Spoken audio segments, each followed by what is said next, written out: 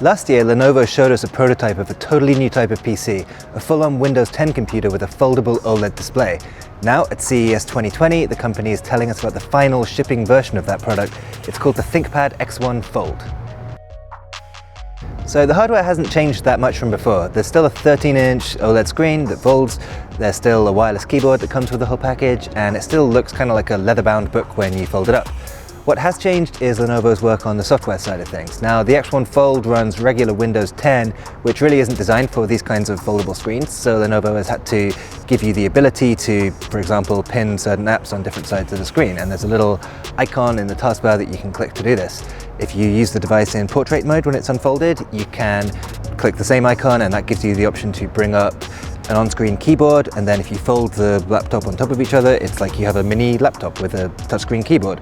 Or you can use the wireless Bluetooth keyboard, put it on top of the on-screen keyboard, and then you have a miniature laptop with little keys. Alternatively, you can unfold the laptop to its full screen and use the kickstand on the back and use the keyboard wirelessly. There's also a separate stand that'll ship a little bit later that holds the monitor up like an easel, and you can use the Bluetooth keyboard below it. Lenovo is also planning a version of the device that runs Windows 10X, which might actually be a better fit. That's the version of Windows that Microsoft is working on, and it's designed specifically for dual-screen devices and foldable devices. Microsoft has its own Surface Neo coming up this year, which runs Windows 10X. So that might be a better fit for the X1 Fold. The only problem is it's not going to ship until after the Windows 10 version. So the X1 Fold screen is being made by LG Display. The two companies say they've been working on this product for more than 4 years together. And Lenovo is really confident about the product's durability in particular. They spent a lot of time showing us all the complicated components that go into the hinge design. Obviously, there have been some pretty high-profile failures in this product category already, so there's reason to be skeptical, but you know, the company is confident in its design. There are some neat touches too. There's a slight crease in the display when you fold it open, but it's not super visible. And although there's a gap when you fold it together between the two sections of the screen, that actually gets filled up by the keyboard, which is kind of a nice touch.